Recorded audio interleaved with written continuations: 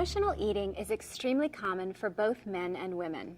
Most people engage in it at least occasionally. Some people do it when they're stressed or frustrated. Others do it when they're bored, sad, tired, or lonely. The truth is, food can help you feel better. It can calm you when you feel stressed, and it can lift your mood. But unfortunately, it can also cause you to gain weight. So what's the best way of dealing with this issue? Well, first note that emotional eating, while it won't help you reach your health goals, makes perfect physiologic sense.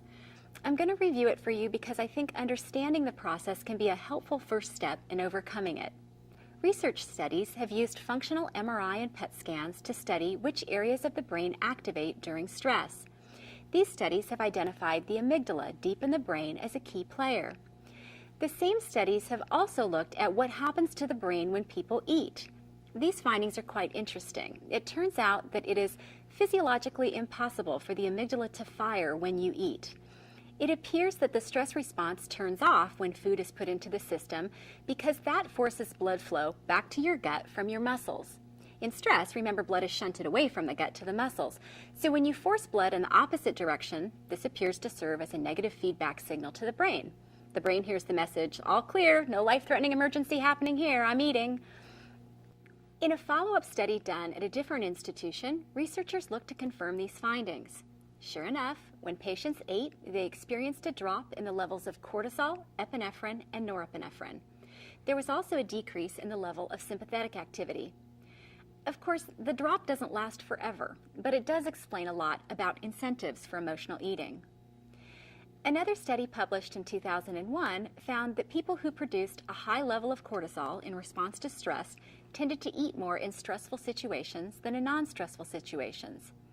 The high cortisol producers also tended to consume more sweet foods than lower producers in both situations. As with stress, depression also elevates cortisol levels.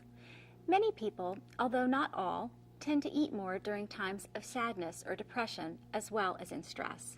While it does make you feel temporarily better, you need to see it for what it is, just a short-term solution. The key to controlling this critical issue is to have alternative strategies that help you deal with your feelings and moods. In addition to the physiologic response to food, most people have a psychological association with food. For most people, food represents love, nurture, comfort. Often there are cultural, ethnic, and religious associations with food. For many people, eating is an integral part of socializing and participating in life. So how do you enjoy food without letting food assume a larger role than it should have in your life? How do you break away from using food as a type of self-medication? Here are some strategies to try. Every time you want to eat, use the HALT method to make sure you're really hungry. Ask yourself, am I hungry? Am I angry? Am I lonely? Am I tired? Have a list of distracting activities to do when you feel a craving to eat.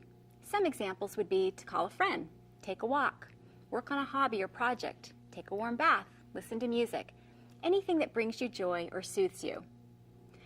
Don't keep your trigger foods, the ones you crave, on hand. They become too big a temptation in vulnerable times. Wait 15 minutes before giving in to a craving.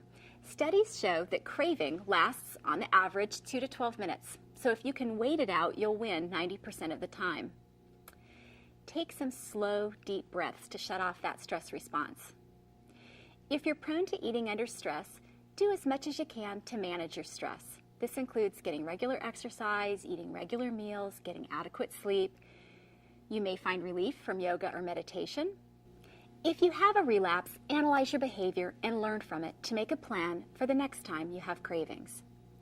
If you really have difficulty preventing emotional eating, try to limit the damage by committing to a course of action before it happens. Some people are able to allow themselves a small amount of their favored food.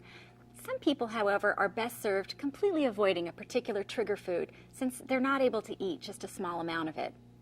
In this case, the favored food should be only enjoyed on specific occasions that are decided upon in advance. Sometimes it can help to find a counselor to help you work through some of your emotional issues you may be experiencing.